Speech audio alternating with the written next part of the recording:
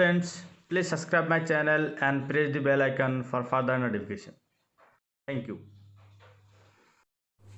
Hi, dear student. আজি মই তোমালোকক সলিউশন বা দ্রব নামৰ চেপ্টাৰটো আলোচনা কৰিম। সলিউশন দ্ৰব NCERT ইউনিট নাম্বাৰ 2 হয়। ইউনিট 2 এতিয়া সব ফাৰ্ষ্টতে আমি চাব লাগিব দ্রব কি বা সলিউশন কি। ডেফিনিশনলৈ যাম আমি। ডেফিনিশন কি, দ্রব কাক কোৱা হয়? দ্ৰব হল দুটা বা ততোধিক উপাদানৰ অসমসত্ব নহয় সমসত্ব মিশ্ৰণহে। এতিয়া কথা হল সমসত্ব আৰু অসমসত্ব মিশ্ৰণ কেনেকুৱা বস্তু? সমসত্ব মিশ্ৰণ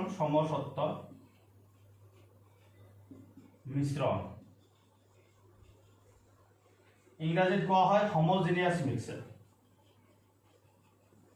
হোমোজেনিয়াছ মিক্সাৰ। আৰ এটা আছে অসমসত্ব মিশ্ৰণ। অসমসত্ব মিশ্ৰণ ইংৰেজিত কোৱা হয় হেটাৰোজেনিয়াস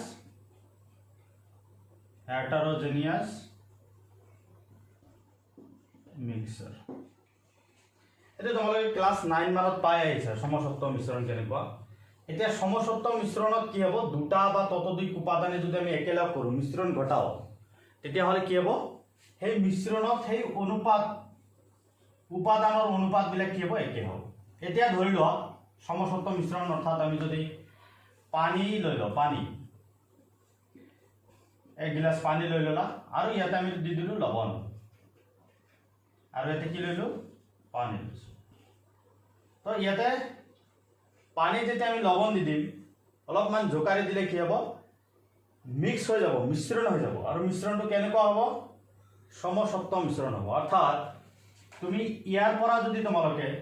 অলপমান মিশ্ৰণ উঠাই পেলাই টেষ্ট কৰি চোৱা, যিমানখিনি তিতা লাগিব ইয়াৰ পৰাও চেমে লাগিব। তাৰমানে লৱণ আৰু পানীৰ অনুপাত কি আছে? একে সমানে আছে। তো সলিউশন হল সমসত্ব মিশ্ৰণ এটা, দুটা বা ততোধিক উপাদানৰ সমসত্ব মিশ্ৰণ। এতিয়া অসমসত্ব মিশ্ৰণ কিছুমান আছে। ধৰি লোৱা বালি আৰু শিলগুটি যদি আমি একেলগ কৰোঁ, বালি আৰু শিলগুটি যদি একেলগ কৰোঁ, তেতিয়াহ'লে এইটো এটা অসমসত্ব মিশ্ৰণৰ উদাহৰণ হ'ব। ইয়াতে বালি লৈছা, বালি আৰু শিলগুটি। চাবা কি হ'ব? বালি শিলগুটি যিমানে মিহলোৱা অলপ কিছুমান জায়গাত কি হ'ব? অলপ বেছিকৈ থাকিব শিলগুটি, কিছুমান জায়গাত কমকৈ থাকিব। আৰু ভাল এটা উদাহৰণ তোমালোকে ল'ব পাৰা, সেইটো হ'ল মুড়ি আৰু চানা। ঠিক আছে, মুড়ি আৰু চানা যে একেলগে খোৱা যায়, তাতেও যোনটো আমাৰ মিশ্ৰণ হয় সেইটো কিন্তু অসমসত্ব মিশ্ৰণৰ উদাহৰণ। তো আমি ইয়াতে ডিল কৰিম সমসত্ব মিশ্ৰণ অৰ্থাৎ দ্ৰৱলৈ যাম। তো দ্ৰৱ হ'ল দুই বা ততোধিক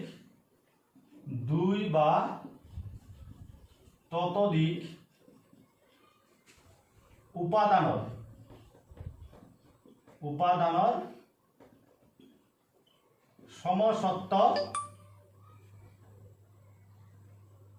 সমসত্ব মিশ্ৰণ।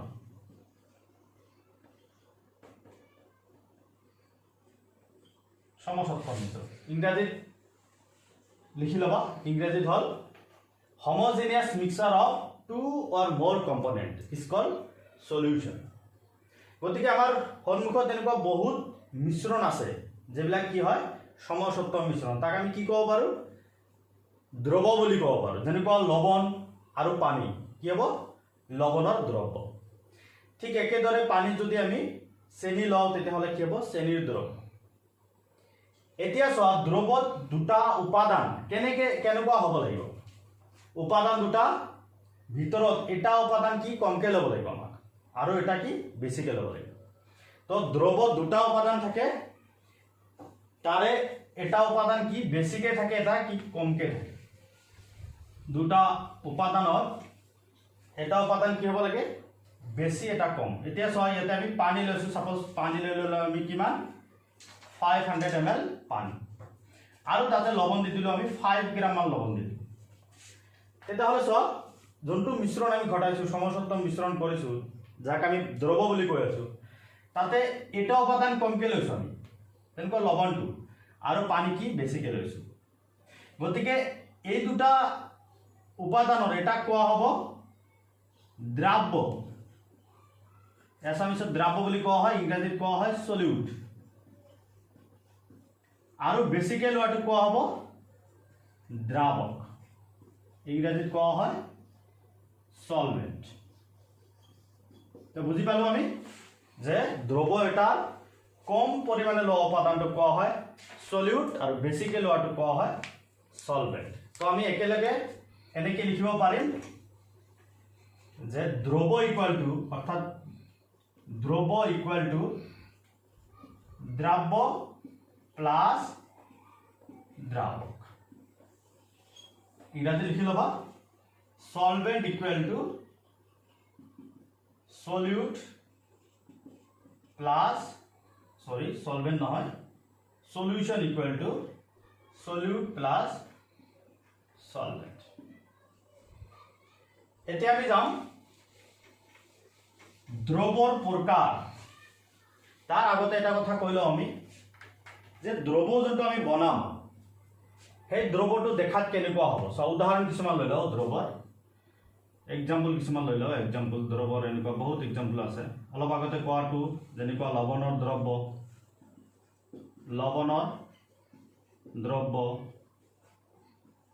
চেনিৰ দ্ৰব্য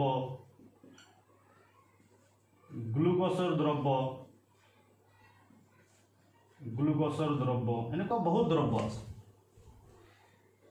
এতিয়া কথা হ'ল দ্ৰৱটোৰ ভৌতিক অৱস্থা কেনেকুৱা হ'ব ভৌতিক অৱস্থা তাৰমানে আমি তিনিটা অৱস্থাৰ ভিতৰত কোনটো অৱস্থাত পাম দ্ৰৱক আমি কোনটো অৱস্থাত দেখিম এতিয়া চোৱা লৱণৰ দ্ৰব্য যদি আমি লওঁ লৱণ দ্ৰব্য কেনেকুৱা দেখাত লৱণ অলপমান ল'লা যেনেকুৱা উদাহৰণ লৈছিলোঁ আমি 5 গ্ৰাম লৱণ যদি পানীত দি দিওঁ তেতিয়াহ'লে লৱণৰ দ্ৰব্য হ'ব তো ইয়াতে লৱণৰ দ্ৰব্যটো দেখাত কেনেকুৱা হয় লৱণৰ দ্ৰব্য আৰু এটা ইয়াতে ল'লো আমি কেৱল পানী তো লৱণৰ দ্ৰব্য কেনেকৈ বনাইছোঁ আমি পানী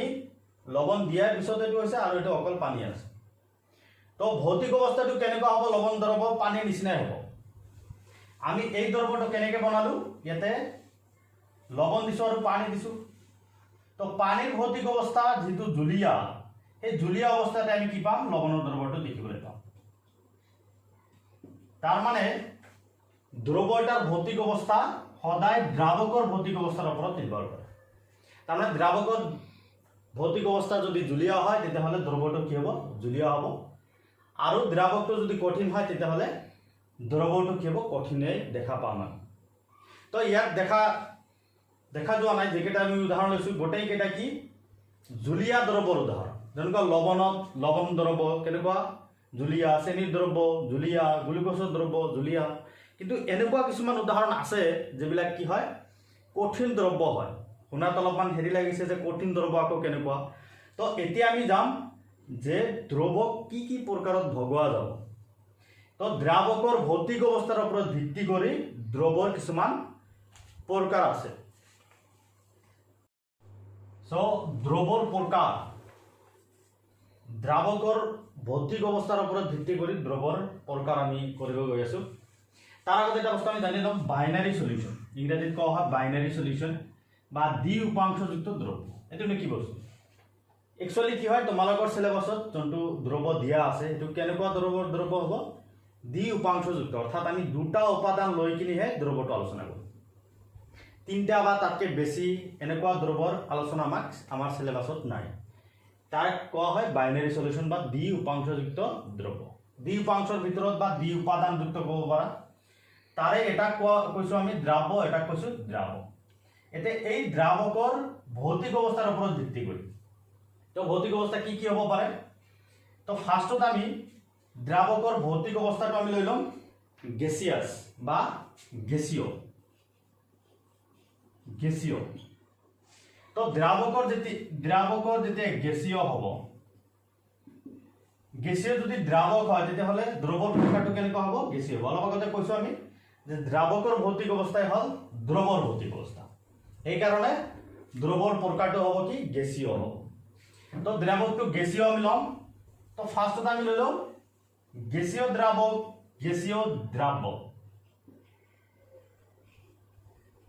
ঠিক আছে গেছীয় গেছিয়াছ gaseous এটো gaseous মই শৰ্টকাটত লিখিম ইংৰাজীটো জি gaseous তেতিয়া হলে এনেকুৱা আছে কিছুমান দ্ৰব্য আছে গেছত গেছ তাৰমানে দ্ৰাৱকটো গেছীয় দ্ৰাৱটো গেছীয় উদাহৰণ স্বৰূপে যেনেকুৱা বায়ুমণ্ডলত থকা যিবিলাক গেছ আছে আমাৰ বায়ুমণ্ডলত কি গেছ আছে অক্সিজেন নাইট্ৰজেন এইবিলাক যে মিহলি হৈ আছে হেতু এটা আমাৰ কি হ'ব দ্ৰৱ হ'ব কেনেকুৱা দ্ৰৱ হ'ব তো বায়ুমণ্ডলত থকা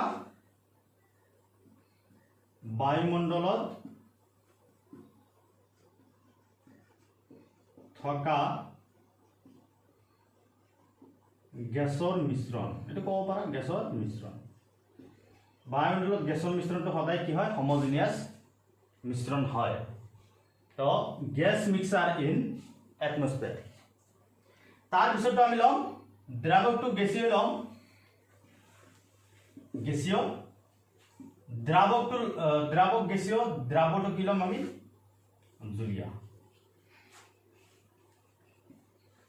জলীয় ঠিক আছে এনেকুৱা কিছুমান উদাহৰণ চোৱা যে গেছত যদি আমি লওঁ গেছত থকা তোমাৰ কিছে জলীয় বাষ্প গেছ আকাৰত থাকে তোমালোকে জানা তো এটো ক'ব পাৰা বায়ুমণ্ডলত থকা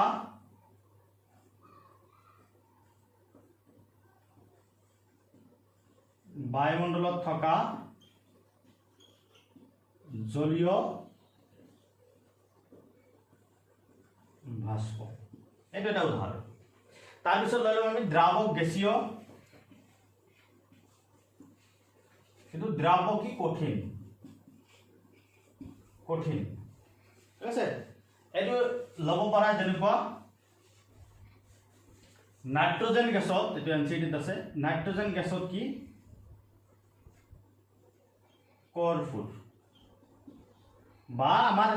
আৰু এটা উদাহৰণ আমি লব পাৰো গেছত কঠিন অৰ্থাৎ বায়ুমণ্ডলত থকা ধূলিকণা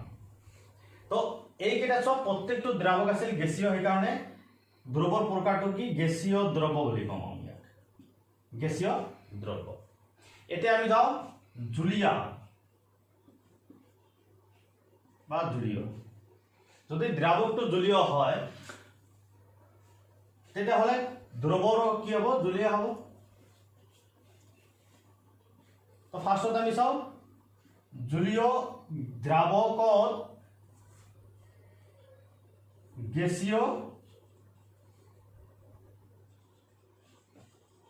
দ্ৰাব্য উদাহৰণ কি লোৱা যায় চিন্তা কৰা জলীয় দ্ৰাৱক অৰ্থাৎ পানী এনেকুৱা ধৰণৰ তাতে গেছীয় তাৰমানে জলীয় পদাৰ্থৰ ভিতৰত তেনেকুৱা গেছ থাকিব লাগিব অলপমান চিন্তা কৰা আহি যাব তো উদাহৰণটো আমাৰ কি হ'ব পানীত দ্ৰৱীত অক্সিজেন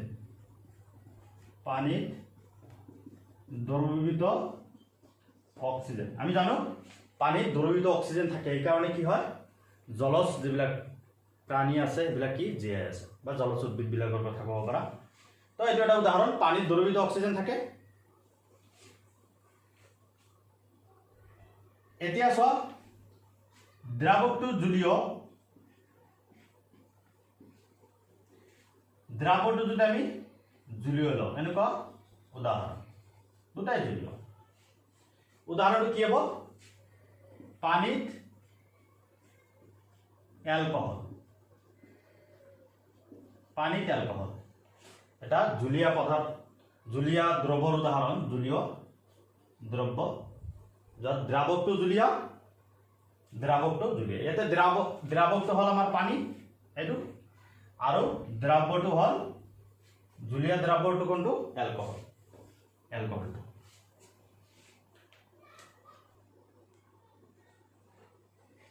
এবাৰ চোৱা জলীয় দ্ৰাৱকত আমি এবাৰ কঠিন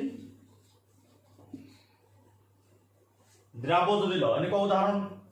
আছে আমাৰ বহুত আছে যেনেকুৱা অলপ আগতে আমি লৈছিলোঁ লৱণৰ দ্ৰৱযন্তু ঠিক আছে তো আমি ইয়াতে লিখিম কেনেকৈ পানীত লৱণ বা লৱণৰ দ্ৰৱ পানীত চেনি পানীত গ্লুক'জ এইবিলাক হ'ব কেনেকুৱা ধৰণৰ জলীয় দ্ৰব্য হ'ব বা জলীয় দ্ৰব্য হ'ব য'ত দ্ৰাৱকটো জলীয় আৰু দ্ৰাৱটো কঠিন নিমখ কঠিন হয়নে নাই এতিয়া আৰু এটা প্ৰকাৰ থাকিল আমাৰ সেইটো হ'ল যে দ্ৰাৱকটো আমি কি ল'ম এবাৰ কঠিন ল'ম দ্ৰাৱকটোই কঠিন ল'ম ঠিক আছে বেছি পৰিমাণে যোনটো থাকিব সেইটো কি থাকিব কঠিন অৱস্থাত থাকিব তো যদি দ্ৰাৱকটো কঠিন হয় তেতিয়াহ'লে দ্ৰৱটো আমাৰ কেনেকুৱা হ'ব কঠিন দ্ৰব্য হ'ব কঠিন দ্ৰব্য দ্ৰাৱকটো কঠিন ল'ম গোটেইকেইটাতে কি ল'ম কঠিন দ্ৰাৱক এতিয়া ফাৰ্ষ্ট উদাহৰণটো আমি ল'ম কঠিন দ্ৰাৱক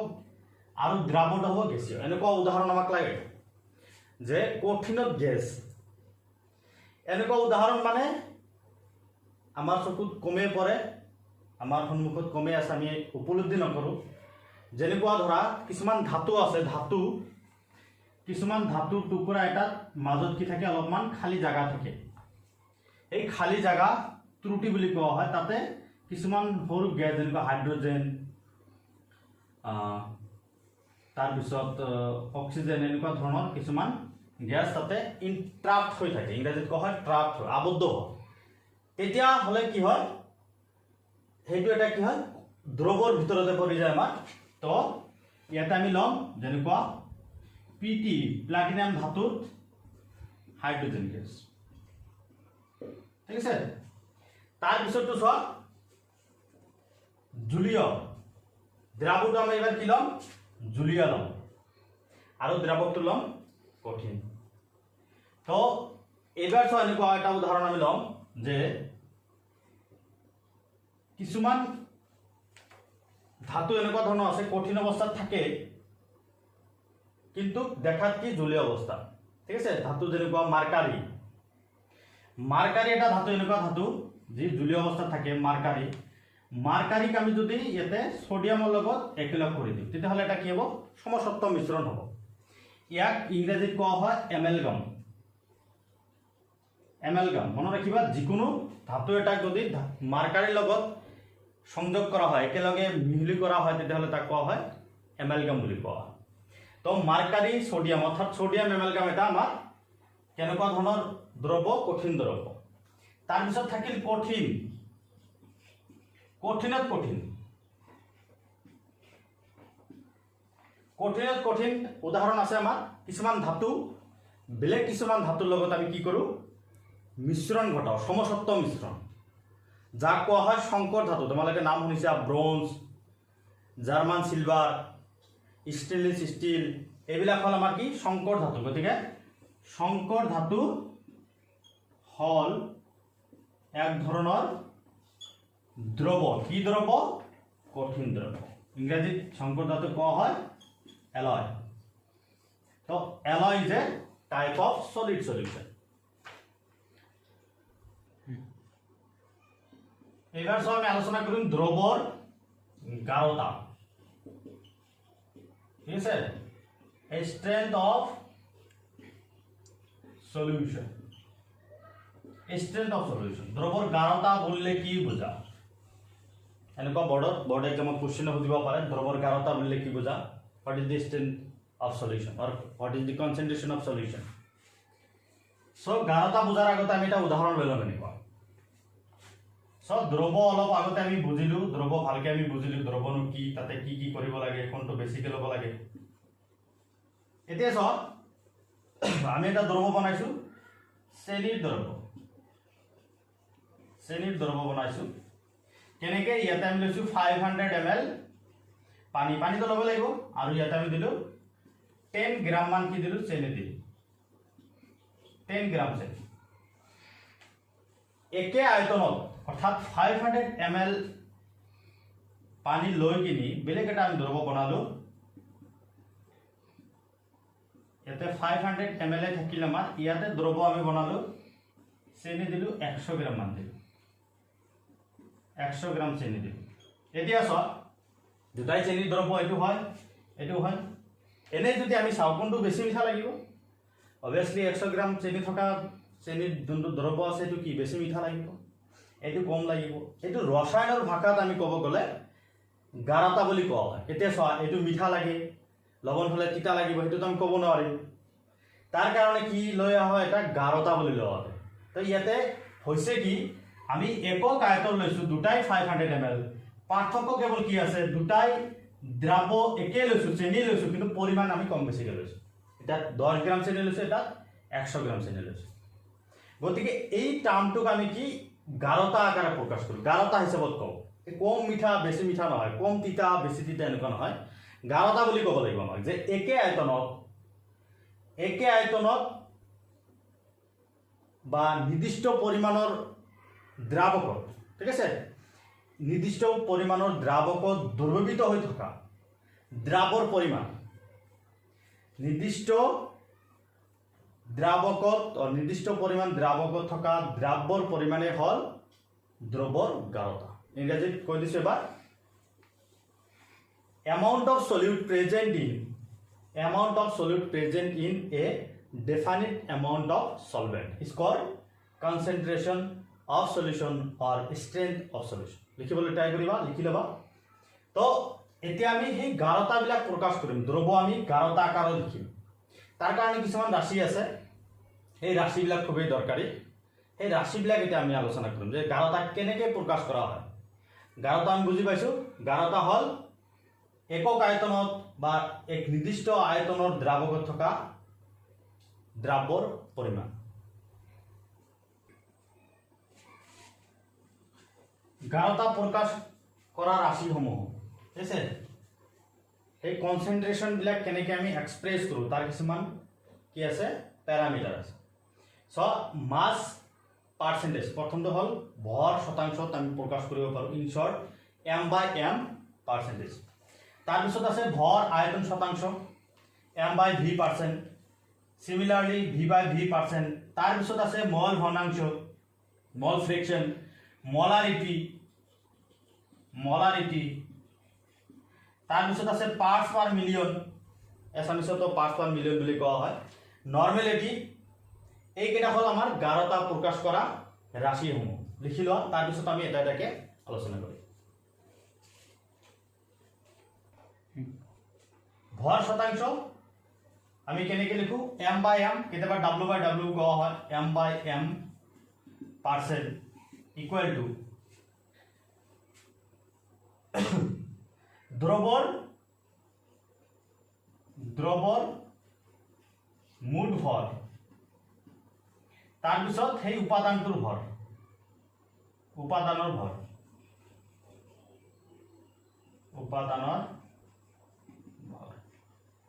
ঠিক আছে যেটো পাৰ্সেন্ট আছে গতিকে into 100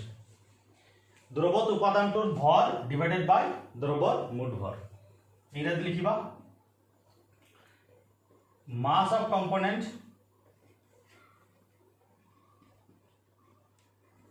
in solution divided by total mass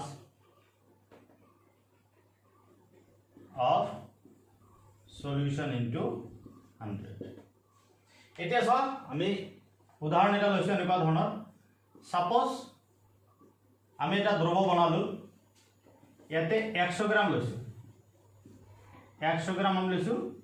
মুঠ দ্ৰৱ 100 গ্ৰাম 100 গ্ৰাম দ্ৰৱৰ ভিতৰত দ্ৰৱ অৰ্থাৎ এটা উপাদান কিমানখিনি থাকে সাপোজ 100 গ্ৰাম দ্ৰৱ এটা ভিতৰত যদি 10 গ্ৰাম দ্ৰৱ থাকে এটা উপাদান যদি 10 গ্ৰাম থাকে তেতিয়াহলে ইয়াৰ গাঢ়তা আমি কি হিচাপত কম 10 m/m per cent simply 10 m/m per cent বুলি কম তো একেদৰে ভৰ আয়তন শতাংশ আমি এনেকে কিছুমান ফৰ্মুলা ওলাম আৰু কিছুমান উদাহৰণ লম তো এইখিনি লিখি লও সোনকালে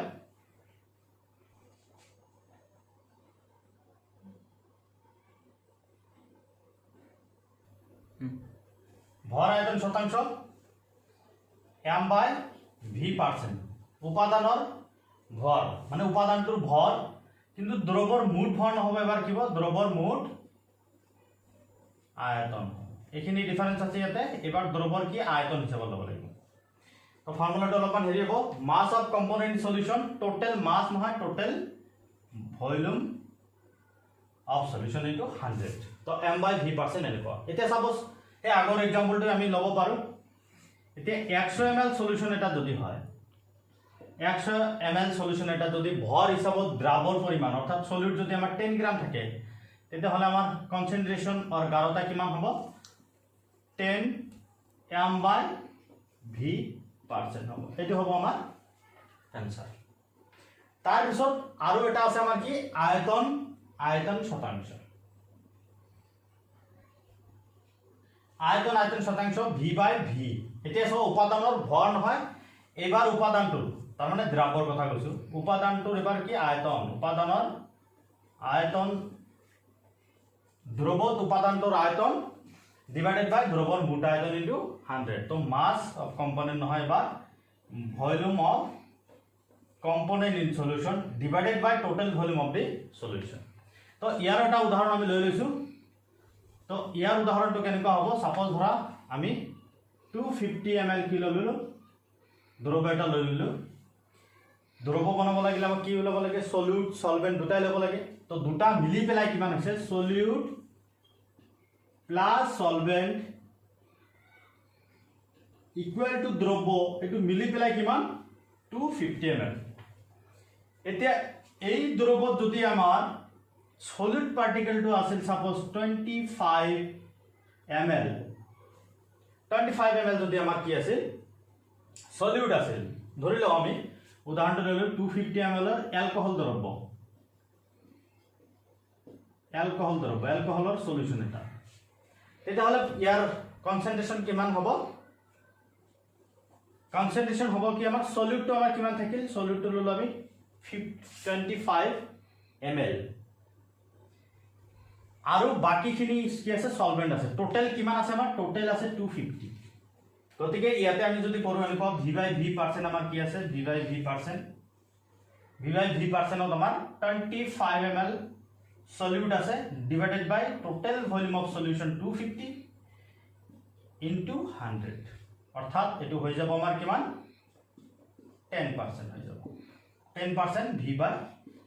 কেতিয়াবা এনেকে ক'ব পাৰে যে 25 ml, বেলেগ এটা মই লম যে 25 ml alcohol in 225 ml water, অর্থাৎ 25 ml অ্যালকোহলক আমি 225 ml ওয়াটারত ডিজলভ কৰিলে এটা সলিউশন হ'ব। অবভিয়াসলি এই সলিউশনটোৰ গাঢ়তা অৰ্থাৎ কনসেন্ট্ৰেশন কিমান হ'ব v/v%। তেতিয়া কি কৰিব লাগিব আমাক, চোৱা 25 ml অ্যালকোহল অৰ্থাৎ এটো হল আমাৰ সলিউট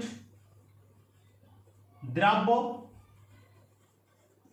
আৰু এটো বেছিকে আছে, গতিকে এটো কি হ'ব সলভেন্ট। এবাৰ কেছটো অলপমান বেলেগ হ'ব। তো ফাৰ্স্টত আমাৰ কি কৰিব লাগিব, v/v% যেতিয়া আমি ওলাম তেতিয়া কি হ'ব 25 ml যোনটো সলিউট আছে আমাৰ ডিভাইডেড বাই, আমাক লাগে একচুয়ালি কি volume of solution,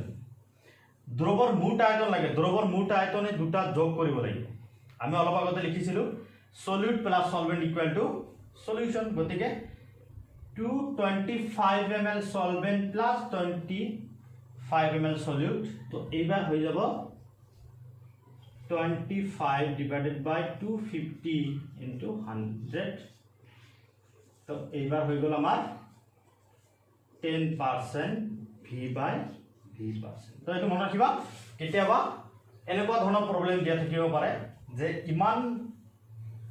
ml alcohol বা ইমান ml ইথানল বা মিথানল ওয়াটারত মিক্স করা হৈছে, তেতিয়াহ'লে v/v%ত কিমান গাঢ়তা হ'ব বা কনসেন্ট্রেশন হ'ব, তেতিয়াহ'লে এইটো মনত ৰাখিব লাগিব। এবাৰ আমি লম 3 নম্বৰ যোনটো মল ভগ্নাংশ আছে, মল ভগ্নাংশ অৰ্থাৎ মল ফ্ৰ্যাকশন। এই চ্যাপ্টাৰটোৰ খুবই ইম্পৰ্টেন্ট বস্তু, এইটো মল ভগ্নাংশ আমাক জানিব লাগিব সলিউশন চেপ্টাৰত মল ভগ্নাংশ কি সব ভগ্নাংশ ভাগ কৰা অৰ্থাৎ তো উদাহৰণৰ সৈতে আমি ধুনীয়াকৈ মল ভগ্নাংশ বুজিম কেনেকৈ মল ভগ্নাংশটো কি এতিয়া চ আমি দুটা দ্ৰৱ লম আমি এটা এ দ্ৰৱ এটা হল বি দ্ৰৱ তো এ দ্ৰৱত সাপোজ আমি ধৰি ললো ইয়াতে ইয়াৰ কিছু মল আৰু ইয়াৰ কিছু মল আমি কি কৰিম একেলগ কৰিম বেলেগ এটা দ্ৰৱ বনাম ঠিক আছে এটা এটা দ্ৰৱ বনাম আমি A B Draw A B solution তো ইয়াৰ পৰা কম্পোনেন্ট ইয়াৰ পৰা আমি কি ললো অলপমান ললো ইয়াৰ পৰা অলপমান ললো কিমান পৰিমাণে ললো মল হিচাপত ললো ঠিক আছে যিকোনো পৰিমাণ যদি আমাক বুজাব লাগে কেমিষ্ট্ৰিত কি কৰিব লাগে মল হিচাপত ল'ব লাগে তো ইয়াৰ আমি ললো সাপোজ এন এ মল সংখ্যা বেলেগ এটা ভিডিঅ' মই বনাম মল সংখ্যাৰ ওপৰতে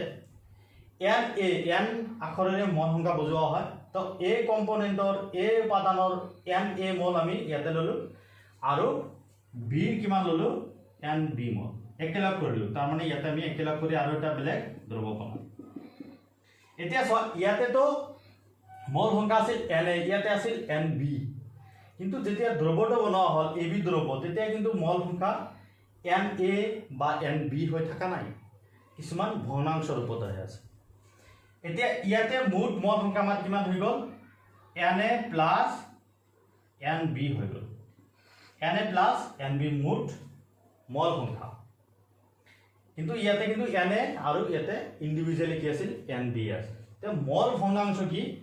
মল ভগ্নাংশ হল যে দ্ৰৱ এটা যেন বনাইছো তাতে দ্ৰব্যৰ অৰ্থাৎ উপাদানটোৰ কিমান মল সংখ্যা আছে আৰু তাৰ এই দ্ৰৱটোৰ মুঠ মল সংখ্যা কিমান এতিয়া এ বি দ্ৰৱ যদি এৰ মল ভগ্নাংশ এৰ কিমান অংশ আছে ইয়াতে সেইটো ওলাব লাগে তেতিয়াহ'লে মল ভগ্নাংশ দ্বাৰা বলাম তো মল ভগ্নাংশক এক্সপ্ৰেস কৰা হয়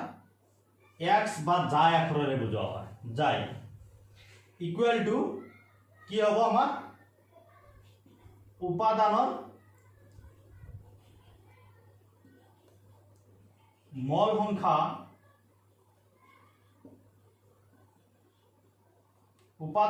সংখ্যা ডিভাইডেড বাই দ্ৰৱৰ মুঠ মল সংখ্যা ইংৰাজীত mole numbers of component divided by total number of mole of solution